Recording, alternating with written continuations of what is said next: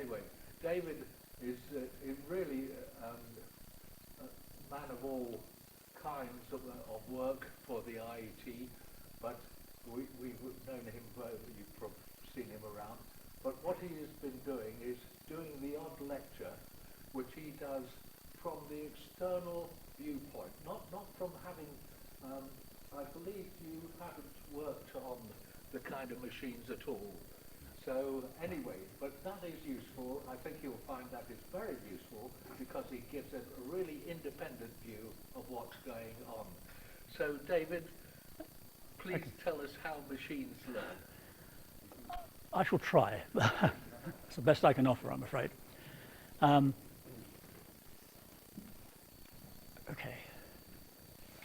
Oh, that's interesting. It might help to press the right button. You can see by the date that I actually put this together some years ago. And a national newspaper at the time was saying that artificial general intelligence, in other words, something that's comparable to a human, would be developed by 2059. Where they got that figure from, I've no idea, but apparently the experts said that at the time. And they had these sort of headlines, going from we're going to be wiped out as a human race, to, well, it's really going to be fun for us all. But at that time, I thought, well, my background in process control has allowed me to dabble a little bit in some things that are now referred to as artificial intelligence, and I'll mention that as we go through. But I had no idea how you actually get basically a bit of software to learn. So I set about trying to find out. And I'm going to try and explain to you how that happens. But before we do that, what I'd like to do is a little demonstration.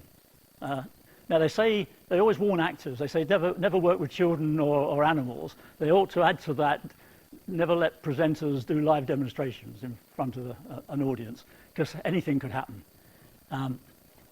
But what I will attempt to do, there in the middle is a little application.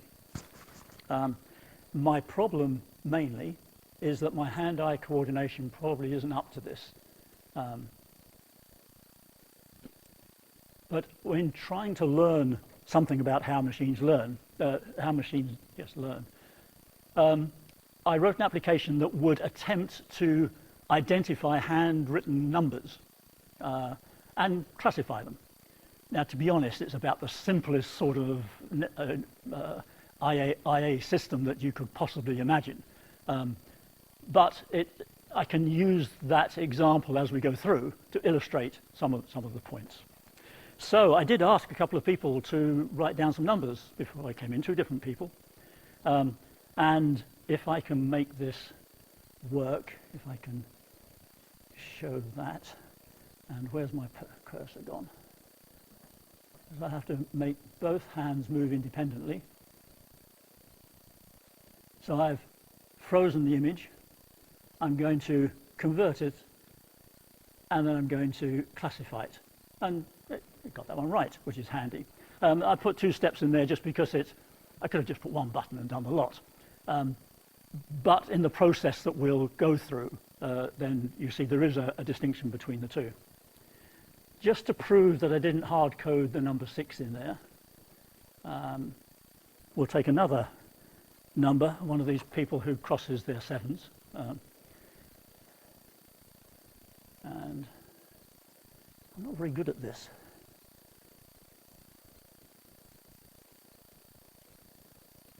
So we've frozen it, we've processed it, and it's a number 7. So it's a bit susceptible to light level, so I was a bit concerned as to whether we'd do it. Okay, so I'll refer to this little application as we go through. So if I now start this up again, and that's the problem as you get older, you've got to use the, I've got to bring the cursor back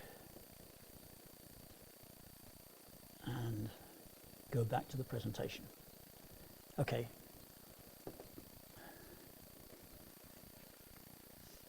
So that's the title, someone did define what was meant by artificial intelligence. You know, a set of algorithms that can produce results without having to be explicitly instructed to do so. So, you know, we're all used to programming in various forms, even if it's functions in Excel. But now we don't do the don't need to do the functioning, the programming. So what I thought I'd do, perhaps I should. Do I need to explain anything there? I mentioned my background. Certainly, it's very difficult, I find, to read any sort of technical article these days without the author using all the buzzwords. You know, big data, 5G, AI, machine learning, all of those things. And I often feel that some of them are just a marketing exercise rather than actually being relevant. But I thought that I would lead you through how machines learn, or how software learns. I'll try to put AI and machine learning just into context a little bit, just a couple of slides. And then we'll look at one particular AI technology, in fact, the technology that I used for that application. You often hear about bias in the training of AI systems. And so we'll just have a look at that and see how it was relevant to this application. And then I'll just float a couple of ideas of how more advanced systems are being developed. Actually, this talk is the first of a pair of talks on AI. The second one is scheduled for February, and someone from the University of Sussex will explain a bit more from probably a more knowledgeable standpoint of where the various AI systems are going and what's being used at present. It so happens I was at a talk for the retired engineers in Worthing this afternoon, listening to someone who was talking about the use of AI in process control. So it was particularly relevant to my background, and it was really, things have moved on a lot since I retired, they certainly have. Anyway, some context first of all. I've stolen this from the, what's DSTL,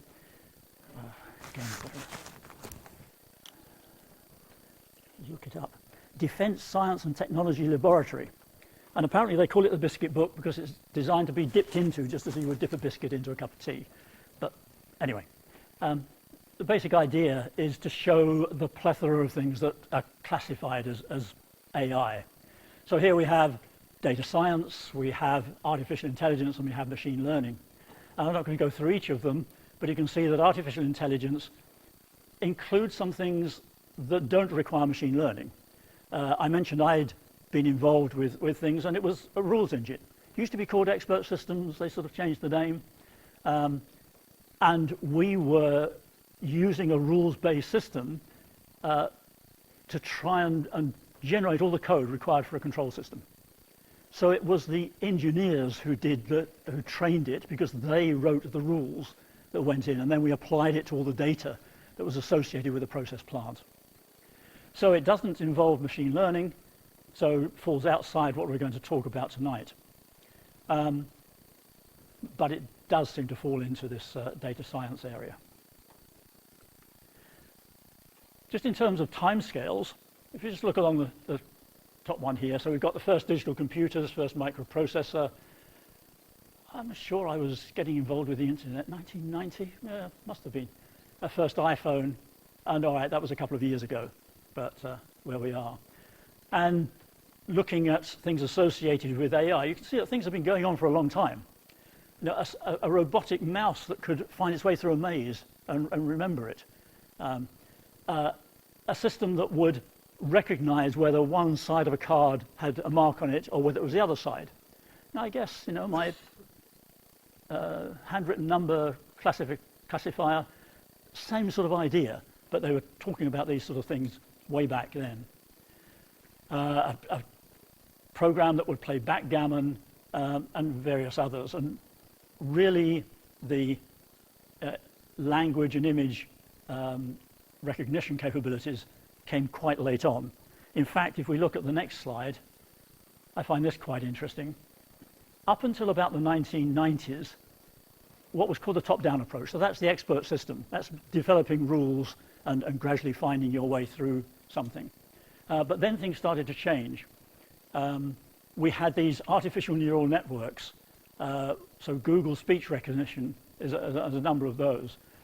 Do you remember IBM's Watson? There was some US game show that it won. I can't remember. Jeopardy, that was it, yes. Yeah. Mind you, as I put there, it took them over 3 years to train it. So not that practical. But this is interesting in that if we look, say, at handwriting recognition, it goes up pretty steeply, and this line represents the sort of the average human performance. And it's just above that now, or was some time ago. Speech recognition, again, as beating humans. Image recognition, again, quite a bit above what humans can do. Reading comprehension, I guess we could say large language models perhaps comprehend, but above. Understanding language I have difficulty accepting as something. I'm not sure that understanding is there.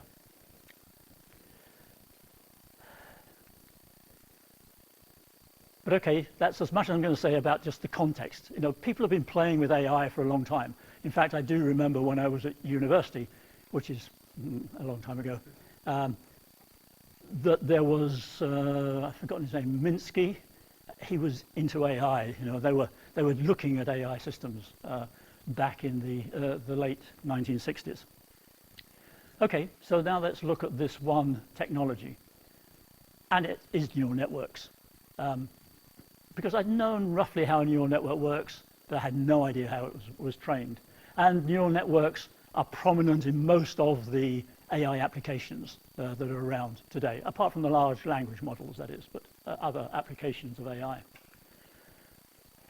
I'm sure you know this, but you know, a neural network, it's a number of nodes or neurons organized in layers with connections. So any one neuron will be connected to all those in the next layer. So there's an input layer where the input to the system happens, some hidden layer, and then an output, one or more neurons there. And each of those neurons, the first incarnation of these seems to have been what was called a perceptron. So if we have that neuron, we have a number of inputs coming in, and we have a number of weights that are going to be used to help process that. And we get some output. Now, if I'll stand back so that everyone can see it. I have a pointer on here somewhere. The idea was that the output was 0 if the sum of those weights times the input was less than some threshold, or 1 if it was greater than that threshold. Rearranging that slightly and just using a sort of a matrix type notation, moving the threshold over to the other side and calling it a bias, it gave something that could be used in computation. The problem with that is that things soon become messy. The more layers you have, the more neurons you have, the more connections you have. And in fact, for that handwritten number classifier, there are 784 input neurons. It's actually 1 per pixel of a 28 by 28 pixel image. There are the hidden layer, there's only the one, so it looks like this sort of structure. But there's 100 of those, 100 neurons. And there's an output layer of 10 neurons, because I'm looking for 0 to 9. Oh yeah, I stole the diagrams. Most of the diagrams that come up in this, I've stolen from somewhere or other. So, just digressing slightly, those hidden neurons, people try to decide what they think is happening in them. I'm not sure anyone actually knows, but this was some view when it comes to that number recognition. That if you consider that first output neuron, you're saying, is it a 0? Now that one's going to tell us whether it's a 0 or not. And the idea is that, or the thought is that it's weighing up evidence from those hidden layers. So if you think of one of the neurons in that hidden layer as trying to detect whether there's a bit of a shape, particular shape there, and others are trying to identify whether there's other parts of that shape, then putting them all together and you say whether the first neuron is 0. I'm not sure it's as simple as that, but it gives some sort of concept of how these hidden neurons are analyzing or taking parts of the input and processing it so that the output, they can be put together in the output. So, okay, we said this was a slide we had earlier. We have the neural network. We have this perceptron. The only problem with that is that it's 0 or 1. So what you're going to calculate within here, using this formula, is either going to give you an output of 0 or 1. Now, if you think, well, we're going to start changing things, we've got to train this, suddenly it's going to switch from 0 to 1. And that's going to be a problem. So what we can do, what was called there the neuron activation function, so this is where's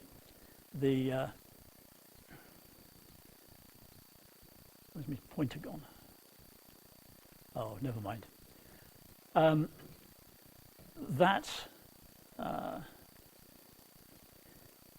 neuron activation function for a perceptron would be a step function. But really what we want is for the output to change gradually. I mean, we know that any change in, what we want is any change in the output to be related to some change in the weight and some change in the bias multiplied by their rate of change, how much they've changed. So that's what we're trying to achieve, and this perceptron type output just won't do that. But if we had an output that looked more like this, a nice gentle thing, it's at the 2 limits, it's the same as the perceptron, but now it's a smooth function. It's generally referred to as a sigmoid function. And if we just simplify matters by replacing that with Z,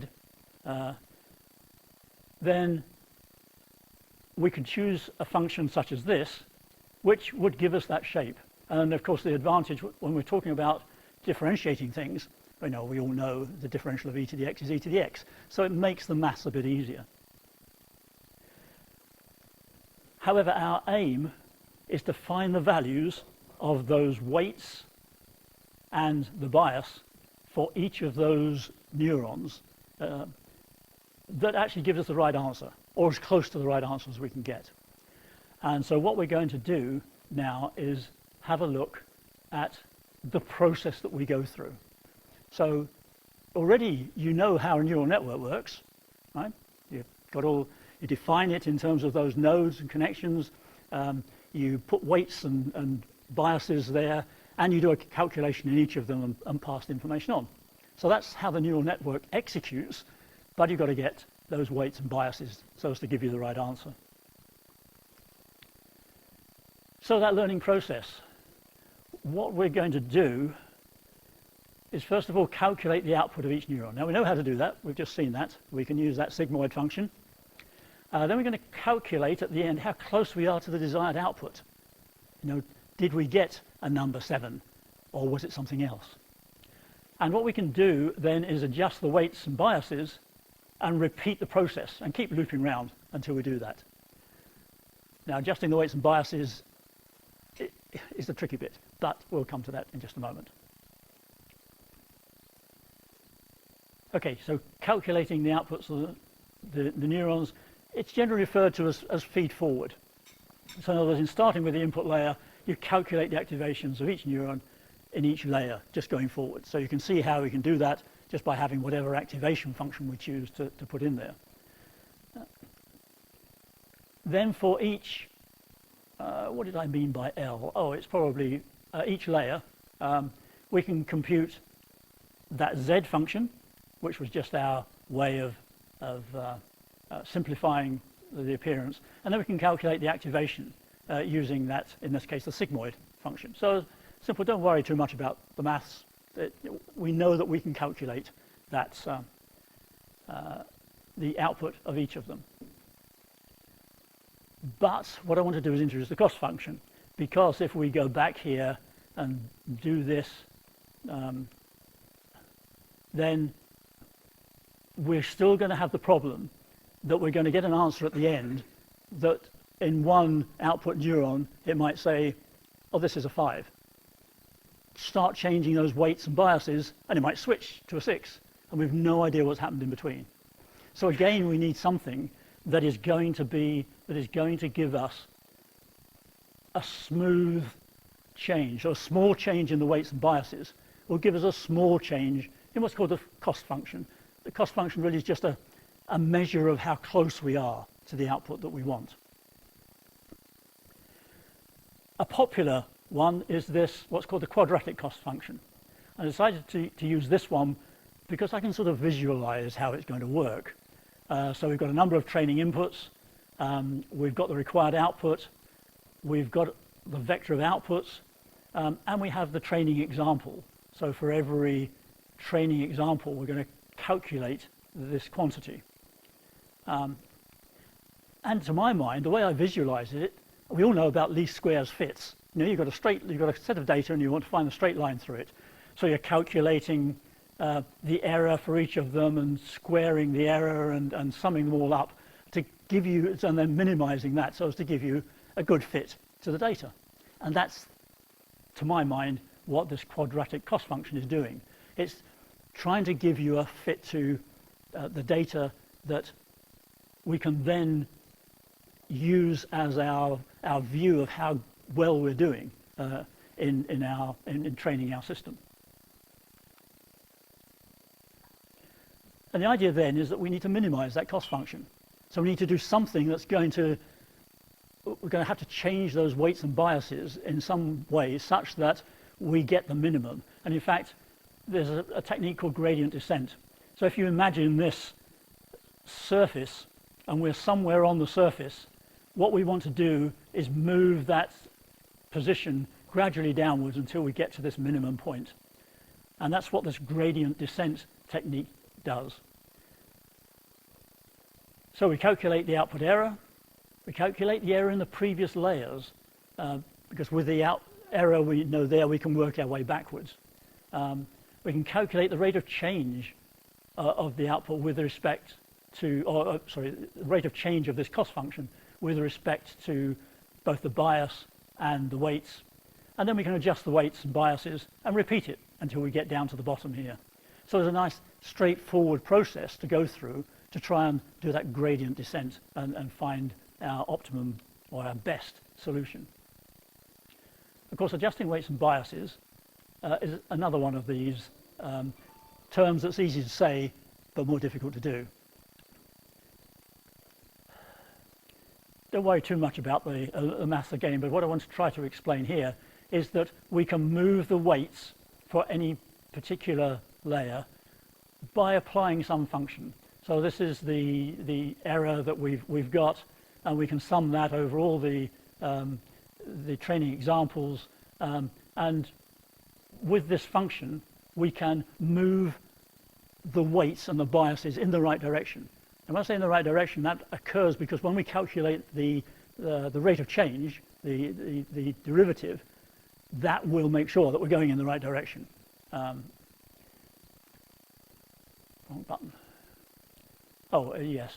I've introduced something there called learning rate, and I'll come back to that in a moment. But M is the number of training inputs, and X are the training examples. But on our simple handwritten number classifier, we have 79,400 weights. We have 110 biases, and I used 50,000 training images. A lot of calculations. Right. However, people are fairly ingenious when it comes to these things, and you can do things that reduce the number of calculations that you have to do. I mean, we all know that there's lots of talk about using huge data centers to do AI calculations, you need lots of power to do it. And in fact, it wasn't until the graphical processor units came along, GPUs, that the power started to be there. You will have perhaps noticed that there's going to be lots of matrix manipulation. So you're doing lots of simple things, but lots of them. And GPUs are good at doing that. And so that sort of increase in the capabilities of these various artificial intelligence applications really started ramping once GPUs were available. One way of speeding things up is to say, well, rather than going through all 50,000 inputs and adjusting the weights, let's just take a small sample of them so that we can just move them in the right direction. Instead of testing all of them, we'll just take a few and we'll adjust the weights, and then we're going to take a few more. So in fact, you can randomly select a small number of inputs and do a gradient descent pass. You can then select another random set and you carry on until you've used them all up. So it means that you're adjusting the weights lots of times rather than doing everything and then just adjusting them once. So that gives you quite some performance improvement in terms of the training. For some reason, and I don't know why, they call it an epoch, this process. And I've only put it there because I've used it later on. So just remember that. That's what is meant by an epoch. In other words, taking mini batches of data from your training sample and going through each of them in turn and adjusting the weights as you get them until you've used up all of those inputs.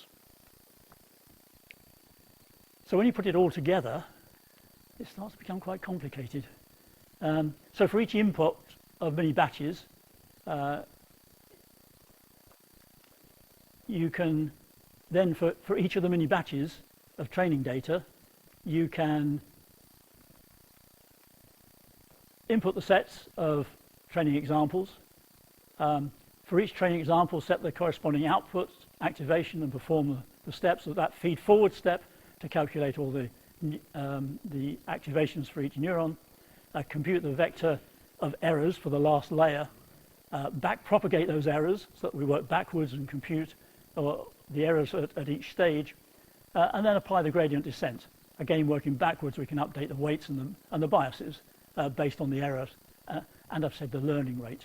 Now, what we have here, on that simple application to train it, I use 30 epochs that cover the 50,000 training images that I had.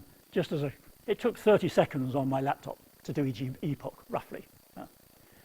For each mini batch of training data, so there are 5,000 mini batches because I chose 10 images each time at random, and then go through this process. So we've gone through this outer loop 30 times in order to get to a stage where we think, well, we're going to stop here. That's the errors are small enough. Oh, I included that because there's loads of maths in there, but I can't even remember what some of them mean now, so I won't go into them. Now, I mentioned the learning rate. There are a few parameters that the network developer can choose. For example, the number of hidden neurons. Now, I used 100. The mini batch size, I used 10. That learning rate, actually, it was 0.5. The number of epochs I used was 30. And which cost function to use? I described the quadratic cost function. In fact, I used a different one that is called, it's called the cross-entropy cost function. And I didn't describe it because I'm not sure I'd know how to. So it's just an alternative, and there are many different ways of defining a cost function. And why did I choose the numbers I did for these? Someone else recommended them, or other people had said, well, that's a good number to use. You know? And my aim was not to find the best solution I could, but just to make it work. And so I just used what other people had suggested. So we've gone through the process of defining a neural network. We've decided on an activation function to use within each node. we found a way, using this gradient descent, to calculate the error and propagate that back so that we can adjust the weights each time we go through until we get to that minimum point. But I did just want to say a little bit about the training bias. Now, I use this database. I can't remember now what MNIST stands for, but there are 60,000 images. They were apparently produced by students and prisoners. They were asked to write, draw a number, and select which number it actually represented. Because I must admit, some of them, when you look at them, it's really difficult to tell. But those images are 20 by 20 pixel digits centered by weight in a 28 by 28 black image. So that was just an example of some of the images that are there. But when I first started working on this, I got terrible results. It just wouldn't work. I couldn't. I did everything I thought I should be doing, but it wouldn't work at all until I did the research and found out exactly, particularly the center by weight. So what I had to do, I'd already taken the image from the camera on here. So that was an RGB image. I'd cropped it to 280 by 280 just because it seemed like a good size and it came out on the diagram. There's no particular reason for choosing that. But then I had to invert it so that it had the black background image. I filtered it to remove any grey areas that were in there, and then cropped it to around whatever the image was that had been captured, and then resized it to something that was 20 pixels wide by whatever was needed to maintain the aspect ratio. And then I weight centered it. If you think of each white pixel as a unit of weight, and you add them all up, and then find the middle, and then put that middle of that image in the middle of your of the image you're going to process, or the image you're going to try to evaluate, suddenly it worked. In other words, I'd made my input correspond to the data that it was being trained on. And I think that's one of the big problems with AI systems, in that you either, in your training data, you've either got some bias that it doesn't reflect something that you really want it to, or else you're not processing the images or the inputs that you capture in the same way that the training data has been captured. And that, for me, was the key. Okay, so now you know about neural networks, you know how to calculate, how to run them and produce an output. You know something about the learning process of going through those various steps and iterating around multiple times. And we've said a little bit about the training bias. And so you realized that actually I spent more time processing that image that I capture than I actually spent working on the training of the neural network. It was that processing of the data, perhaps because I'm not a programmer and I had to look everything up and find functions that would do various things for me. But yeah, it was time consuming. But there are some things that we can do. Deep learning, this is worth just saying, just reminding ourselves that for my little classifier, I had that many neurons inputs, that many in the middle, and 10 at the end. And when I trained it on 50,000 images and then tested it on 10,000 different images, I got 97% accuracy. Well, I thought that's pretty good. But if your autonomous car made 3 errors in every 100 decisions that it made, you'd be pretty miffed, if not dead. So 97% is not good enough. You have to do much more. One technique is that you can add more hidden layers. So now we've got 3 hidden layers instead of the 1. But apparently, and I've not tried it, but apparently that makes it much more difficult to train. And of course, it slows down the learning process quite a bit.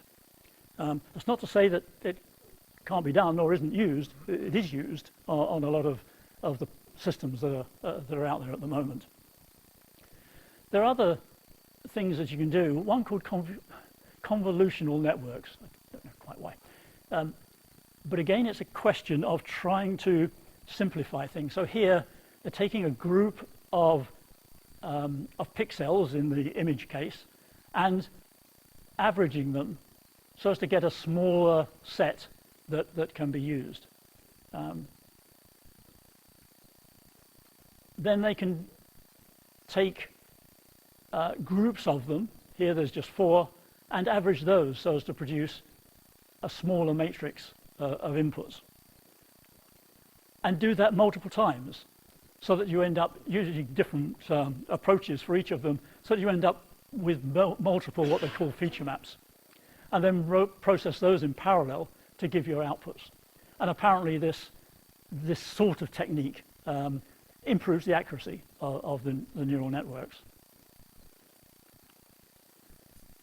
Oh yeah, I stole those. There are some other approaches. For example, there's what's called recurrent neural networks. Now, remember, these are from 3 years ago. Things have gone on since then. I'm sure there's more that are more popular and could be used. But here we allow some loop back, so the output here is brought back in to the calculation. There's a more complex version of that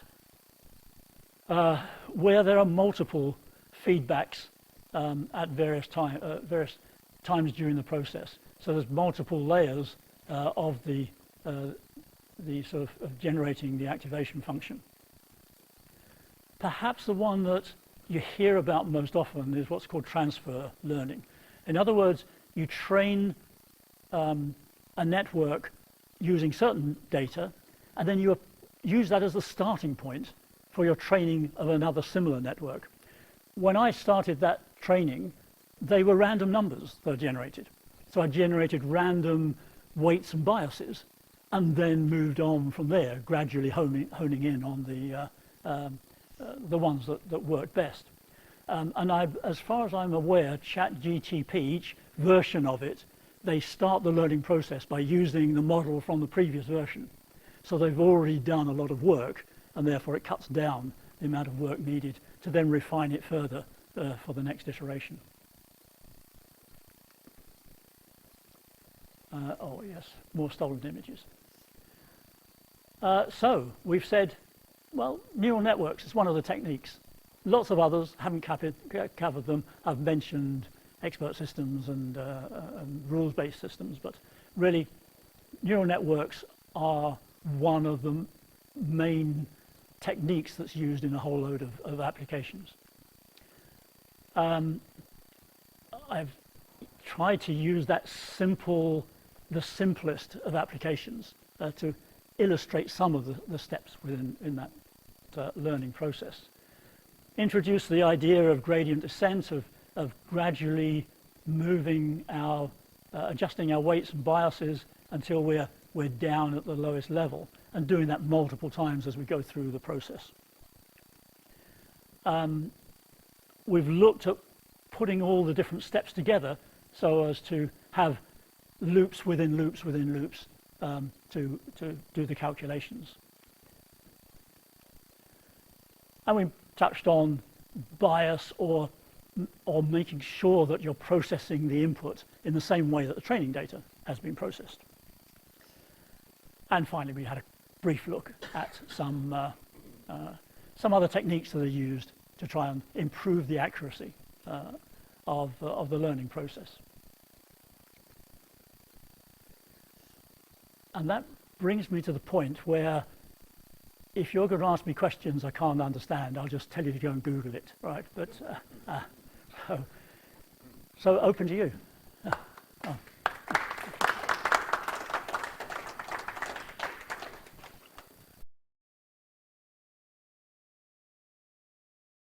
So, what about some questions then?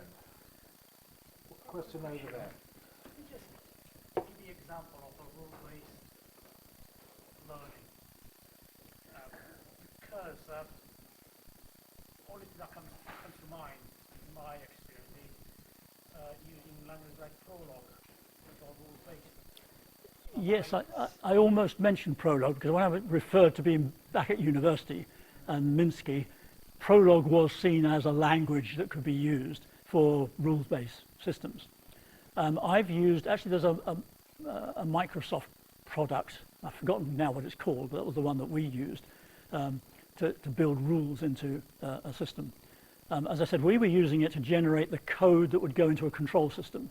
So it was going to take a chemical plant or a pharmaceutical plant or an oil refinery, and all the controllers needed code in them, and we generated that by applying a set of rules to the data and templates to the data that defined the plant, all the sensors, all the actuators, so that it had all the control loops there, and it would generate the data. It has been used in medical systems, certainly quite some years ago, where the rules would fire on the data that was in mainly for sort of diagnostic type purposes. I'm not sure that I have experienced other rules-based systems. Well, but you mentioned DSTL at the beginning. I'm not going to say much, but we use their algorithm, which is based on rule-based, which is based on Prolog. all right, At the time, right, yeah. Okay, so I'm not kind of saying. No. And I said that rule-based systems or that sort of top-down approach seemed to be the flavour of the month until about the 1990s. But there was, what was the other one? Oh, the chess. Who did the chess playing system that beat the world champion? Deep Blue, yes, that's it. Apparently, I don't know for sure, but I read somewhere that was a top-down based system. It was rules-based. Now, of course, an AI system may have made that up. I'm not quite sure, but that's what I said. Okay. Question? I have a question. Oh yes, please. David, you trained on 50,000 examples. Now that's a bit of a labour. 2 points. Where did they come from? The examples. Second point. A nephew-in-law of mine who works for Google actually told me that Google was using artificial intelligence to train artificial intelligence. Yes. Comment. Well, the first one was easy, and I think I mentioned that there's this MNIST database. So it's publicly available. Yes. It was generated by students and prisoners, and it's available for people to use to test out various systems. And so that's, I just downloaded it and used that. Your second part was using an expert system to train an expert system. One thing that you can do, having those images, I could rotate the image a bit, and I have another example. I could rotate it the other way and have another example. So you can use techniques. I'm not sure that would require another AI system. No. But it multiplies the number. But you can multiply the number of training inputs that you have by just taking variants of what you already have. So, good. Yeah.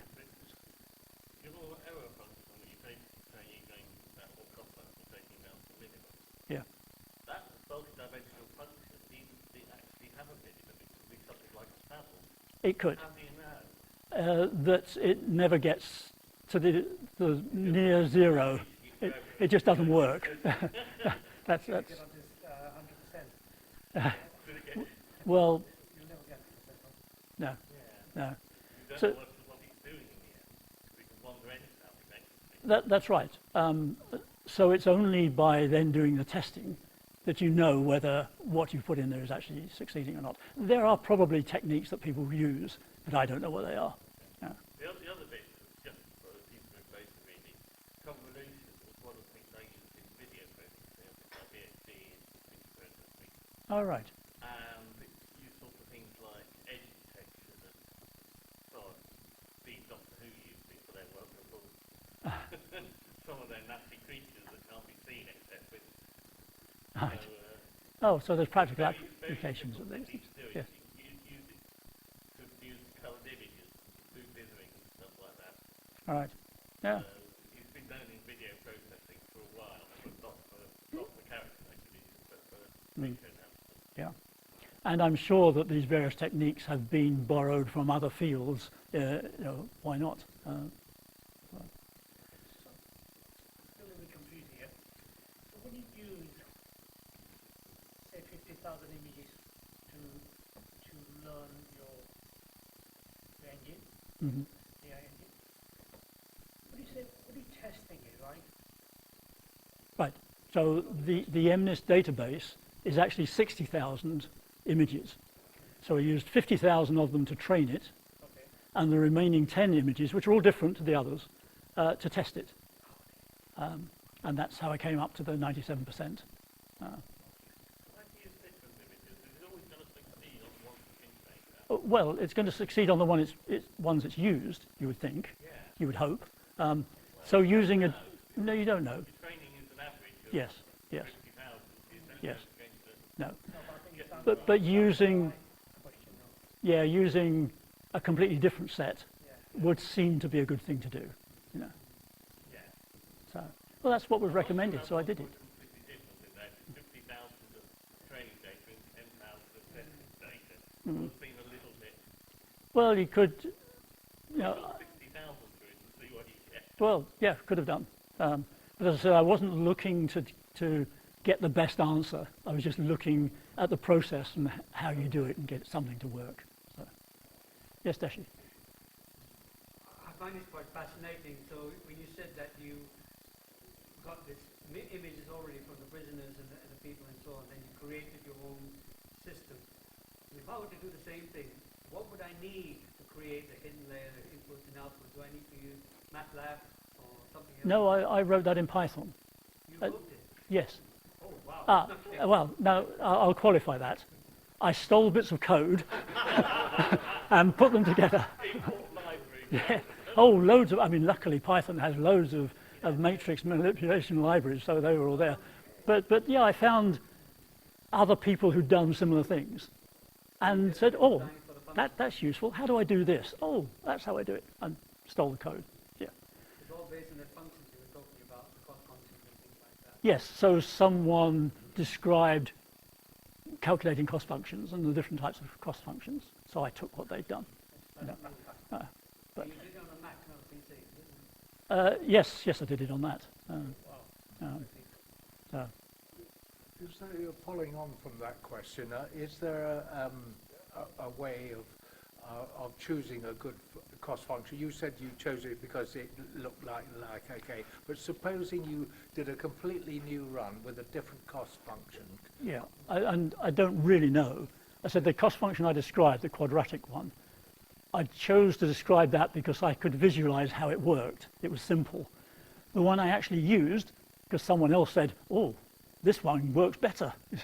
So I used that, but I really no concept of what it's trying to do there. So it just worked. You know.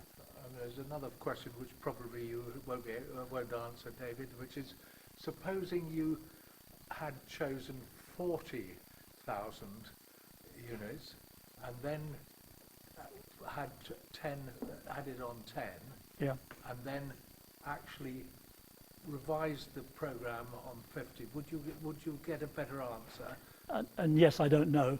I mean, the code that's used, you just put it, set some data items to those values, and it does it. So I could have probably quite easily changed it and done it, but I was so fed up with trying to get it to work in the end that I gave up. Okay, yeah. The system you design, the output from it is basically binary, isn't it? It's either got the image right or it's got the image wrong. So it's either Yes. wrong or right. Yes. It's just- Yes. what about AI when it comes to systems where there are fewer rights and language processing or something like that. Is there a difference between those kind of systems and the kind of system that you've given as an example of here? Yes, I guess so, in that this really is just a classifier, so it's a very simple system. So each of those 10 outputs, each of them had a number in them at the end. The highest number is the one that it chose. Right.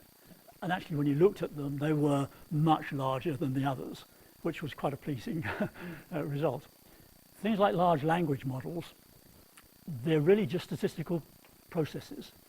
They actually look to see statistically what is the next most probable token, they call. People will often say the next word, but as I understand it, it's actually a token of something like 4 characters. How on earth that manages to come up with what it does, amazes me.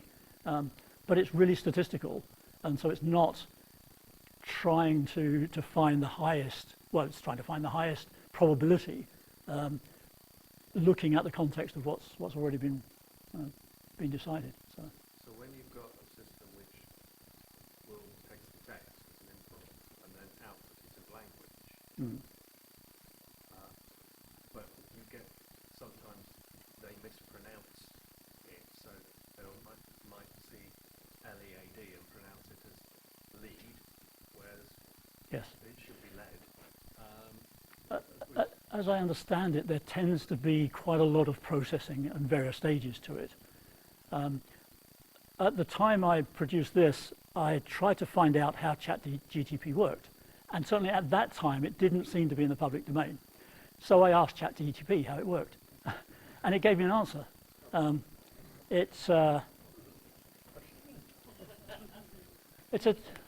not going to go through it, but it came up with something. And perhaps the next slide is easier. But you see, it's got 96 stacked layers. It's got self-attenuated. It's got a whole load of different concepts, different technologies within it. It's not just a simple neural network, which is what I used. One of the important things with ChatGPT, at least the newer versions, they used people to help decide whether what was being produced was good or not. So there's a lot of manpower effort seems to have gone into it. Again, ChatGPT may have made this up. I don't know. So. Any more questions? I've got a cultural one.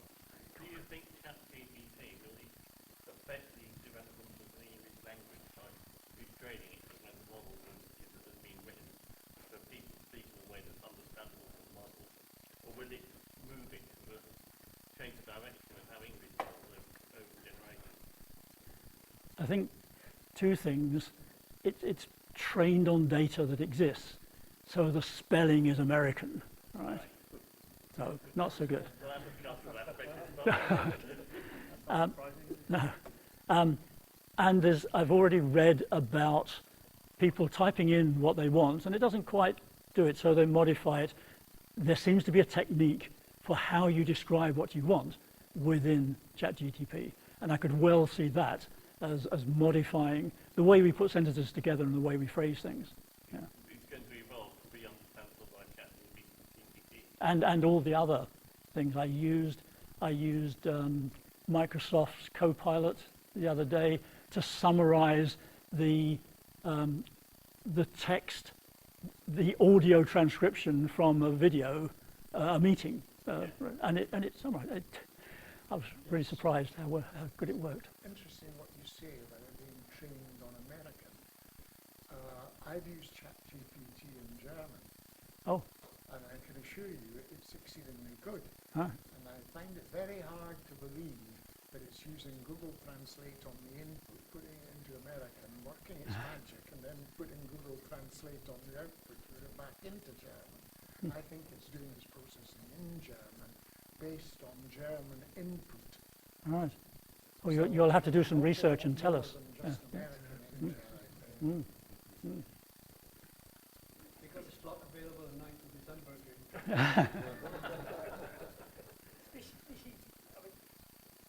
AI is going in data processing side of it.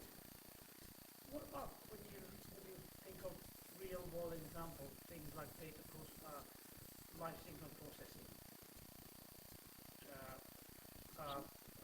processing radar pictures, things like that. Sorry, processing Radar pictures, radar pictures, yes. okay, Yeah.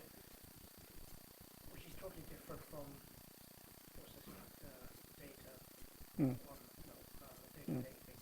Yeah. Do you see AI going? Because from the industry I come from, the FGPA Yeah. or the direction we're going, because they're getting more advanced, more powerful, more. Mm. Is there a room for them to combining? I can't see right now, but because they are diverse in different directions, because those technologies are getting. Well, advanced. things like, I mean, I'm no expert, but things like field programmable gate arrays, that sort of technology is improving, the power of them is improving. And I can well see the situation where they would take off some of the computation, just as the GPUs now are taking some of the, doing the simple computations much more efficiently than a standard CPU would be doing. So I could see it moving more to a hardware base. And there's a group at Sussex University who are using light to generate some of the activation functions. I can't remember now how they do it, but you know, there's work going on in various fields that might very well have impact on the way that these systems run. So, yeah, that's a guess. I mean, okay. If there's not any more questions, in a moment I'll ask you to thank David. But just before that, I was reminded by one thing, by the applications of this artificial intelligence, and incidentally the difference between artificial intelligence used on images, which is the radar situation, and used on language, which is the ChatGPT, Copilot, etc. So, but anyway, in connection to that, I was lecturing back in July in the University of Surrey on the topic of radio frequency circuits and systems, and I gave a talk, well, it was some 3 talks which I had thought of somebody else, but anyway, I gave a talk about that, and there was a guy in the back, and you know, he was very enthusiastic and so on and so forth, and I noticed what he was doing.